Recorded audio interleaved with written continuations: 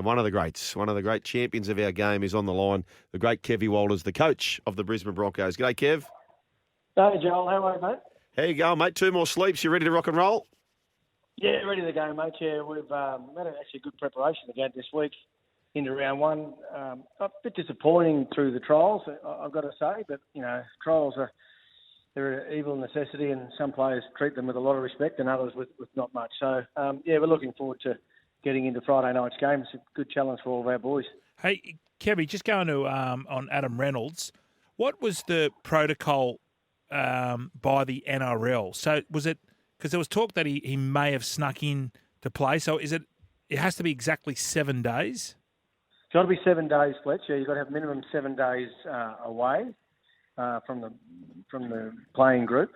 And then on that 7th day, you can do a COVID test, and if it's negative, well, you can come back in and join the group. Yep. But our experience and through our medical staff, that'd be a rarity for someone to be able to come back in 7 days. I mean, I've had COVID myself, and I noticed a difference even with me, and I know I'm a little bit older, a lot older than a lot of these players, but even a lot of our fitter players, like Pat Carrigan got it just after Christmas, coming back to the new year, and he was knocking up pretty quickly after, not long on the conditioning side of things. And Payne Haas was another one, that felt the wrath of it all. So, we've decided to leave him out. He's, even if he tests negative, 7 days, which will be tomorrow, he would have been available for the captain's run, but we've decided just to leave it alone for this week and get him ready for next week against the Bulldogs on Sunday. And now, Kevy, when you signed Reno, did you know in the back of your mind he was going to be your skipper, or did he have to sort of prove himself while at the club? Yeah. I sort of knew Fletch, probably the first time I met him and his family down in Sydney. Myself and the CEO, Dave Donaghy, flew down to his home in Sydney, and we met him that's the first time I've really met him personally. I've obviously watched a lot of him play and been around the rugby league scene, but the moment after I met him, I walked out of there knowing that he was our man, our 7, and also our captain. He just typified what I thought a typical number 7 does, and also his knowledge and his enthusiasm for the game was something that really grabbed me as well. Hey, Kevy, the obviously Suncorp got bashed around a little bit, and then that rain's moved its way down south. How much training have you been able to do? Has it cleared up enough for you guys over the last week or so? And I suppose where I'm getting to with all of this, I'm tipping the Broncos to win. I think you'll beat the Rabbitohs on Friday night. Part of my reason, not all of it, but part of my reason is maybe your preparation may have been better than South. So I do have other reasons, but how has it been for you guys? No, we haven't missed any training as such because of the floods. Where we train at Red Hill, it's up a bit higher, and the field was actually beautiful when we trained on it. And we went up to play the Cowboys in that trial, and that's when all the rain came through Brisbane over a 2 or 3 day period. So, and that was over the weekend and the Monday, which we weren't training either. Tuesday we went out to start training, and the sun was out. It was quite fortunate for us, but I'm really happy with our preparation. Suncorp Stadium looks a picture from all we've seen on TV. From all reports, the water didn't get as high as it did in 2011. So, and the ground stuff there, it's picture perfect, beautiful for the round one of the NRL boys. So we're looking forward to getting back to Suncorp and really ripping in there on Friday night. You have the great pleasure to play in a period where Walters ×3, Steve Walters, Kevin Walters, Kieran Walters, which is just a massive thing. But I don't think it's as big as this. You're coaching a famous club such as the Broncos. The number 6 jersey that you wore yourself, Kevin, my hairs are standing up talking about it, and now your son's going to trot out on Suncorp Stadium in that famous Broncos jersey number 6, which you've got to play 2 roles up in the box, and it's only human, mate. You're a dad, and you're allowed to be a dad, but you've also got to be a coach. Firstly, congratulations, and my hairs are standing up. How are you feeling about it, Kev? Oh, look, I'm really excited, Joel. I've watched Billy play since he's probably 5 years old. He's just turned 28 the other day. So I've got a fair insight onto how his skills and what he can bring, to our footy club. And take away the second name, we would have, I believe Billy can do a great job for us, on Friday night. He's a football player more so than an athlete player, which is different to a lot of the players these days. They're very athletic and they can bench press 400 kilos and squat, 600 kilos. But Billy's not in that mould, but he's a footballer. And I've seen, that's what we're looking for him, just to be himself, on Friday night. And I've made a rule of myself as well, Joel. Whilst we're in football mode, he's Billy Walters, just Yep. like any other player. But the moment he walks off the field and, around the place, he's Billy Walters, my son. So I think it's a good way to go with things. If he needs a bit of a toe up the bum, well, I give that to him from a coaching point of view. And then, of course, he doesn't need much parenting now, although, as you know, Fletch, and you guys have got kids that they never grow too old. These kids are with a slapper. Well, you can't slap them around the back of the head anymore, but a bit of discipline around the place, if you know what I mean. Yeah. Hey, Kevy, you're 12 months later. You're a year down the track as a head coach.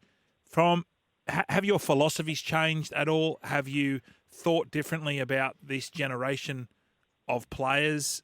Has anything changed, or is it pretty much you're still coaching the same way you did 12 months ago? Yeah, no, I've changed. I feel like I had needed to change some of the way that I was doing things as well, Fletch. Last year at different periods throughout some of those big losses, I fell away from who I am as a person and my style of character.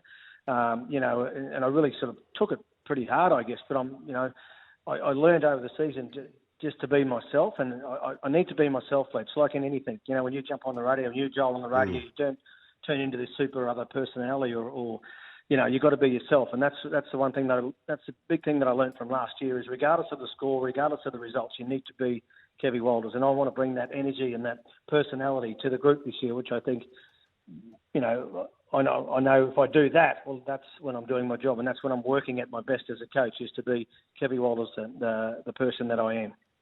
What sort of crowd are they going to get, Kev, up there? Is it, you think, that clear skies for Friday night and a huge crowd turning up? Yeah, 30 high, somewhere over 30,000. That's what they're tipping. And then someone tells me today that, Joel, at Suncorp or most of the new stadiums now, you can't walk up and buy a ticket from the window. You've got to actually, everything's online, or you've got to be pre-bought. So anyway, so they can get a good prediction on who's going to be attending. I think it's going to be around 31, 32, 33,000, something like that, depending on how the tickets go in the next couple of days, the ticket sales. But look, anything around 30,000 at Suncorp creates a wonderful atmosphere for our boys, and I'm sure there'll be a lot of South fans, there as well, given their standing in the game, and they've got a huge following as well across Queensland, across Australia, across the world. How many South jerseys do you spot? There was one at the Super League, Super Bowl, Super Bowl grand final, wasn't there? There's always one. Hey, Kevin, you've been around football for a long time, and you've played with and coached some great players. But Payne Haas, I've never seen a front rower do what he has done. Does he work on his game, or is it obviously his fitness is something that sets him apart? But is he the fittest forward you've ever seen? Well, he certainly is, Fletch, and that's not no fluke either. I mean, naturally, he's obviously got a good ability to take in a lot of oxygen, but also he's continually working on that. Like even yesterday, Tuesday afternoon, we finished training, and he's gone just over by the side and grabbed a couple of players, just doing some extras, which he continually does. And I felt last year, post-Origin series, Payne Haas probably played the best football that I've seen him play, at the Broncos. And he's still only 21, 22 years of age. So I'm very much looking forward to. He's only had the 30 minutes for us up in Townsville to this year so far in the trial, but very excited to see Payne run out, on Friday night. He's still improving his game. He's got some areas there where, obviously can get better at, but from an energy point of view and a morale point of view, it's great to have him, in our side. We know he's going to cart the ball forward for us, and then he's going to make his tackles more than most. So what we tried to do last year as well, Fletch, is just back off his minutes a bit. I think he plays about 60 minutes a game. That's what we try and get him. And he was playing about 65, and we pulled him back 5 or 6 minutes, and his actual numbers, his yardage and carries and all that, they went up in less time. So he's a great specimen, great athlete, and a really important member, of our team. Kevy, you don't have Adam Reynolds, but you still have him in your pocket. So how many clues or indicators has he given you? The number one man, no doubt about it, the man you've got to shut down is Cody Walker. How many clues has Reno given you about Cody Walker?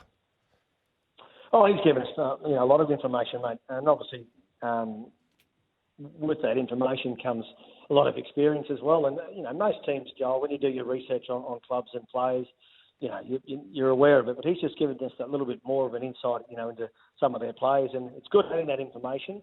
the key is to stop that, and to go out and stop it. I mean, he's a tremendous player, isn't he, Cody Walker? A great player for the Rabbitohs for several years now, and even in the trial in the Charity Shield a couple of weeks ago, he was probably in their best 2 or 3 players. So a key player for them, and one that we'll have to do a lot of work on, on Friday night, trying to, just limit the damage that he does, because he's at some stage he's going to be there to hurt you, but you just got to try and limit how much that time can. We do that by just taking away his time if we can, and that'll be the plan, Joel. But the best plans, for us is to worry about ourselves as well and get our own game into order.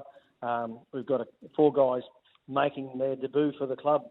3 guys making their debut for the club on Friday night. So that's pretty exciting times for those guys as well. Fantastic. Final question, not a football question, Kevy, and we like to get a bit human here, and you're a kind of bloke who does that. You've probably done a million interviews over the last month, so you're keen to get down to footy, but there are 2 more sleeps to go. What are you doing in your downtime? When you take the coach's hat off, Kev, are you playing cards? Are you watching shows? Are you podcasts? What's Kevy Walters doing when he gets 5 minutes? Oh, just around the house, actually. I've got 5 kids, 3 of them still living at home. So my weekend off last weekend, I drove up to Noosa and watched one of my boys play in the under-19 game up there. And then on the Sunday, I drove out here in the western suburbs of Brisbane to watch my daughter. My daughter's taken up rugby league this year as well, Joel, which worries me a bit, but she's got an eye for it. So we've got to support her in that regard. So, yeah, I'm back watching my kids play sport. And would you believe it's rugby league that they're playing? No, absolutely, yeah. That's what happens, mate. Kevy, I thought you were going to say you're watching maths. I thought you'd be a maths person. No? Oh, come on. Hey, come on. We've worked long enough together at Fox, so I'm like maths. Oh, but come on. I've been watching a bit of Darius Boyd though on his show. He's going quite well. Oh, the SAS.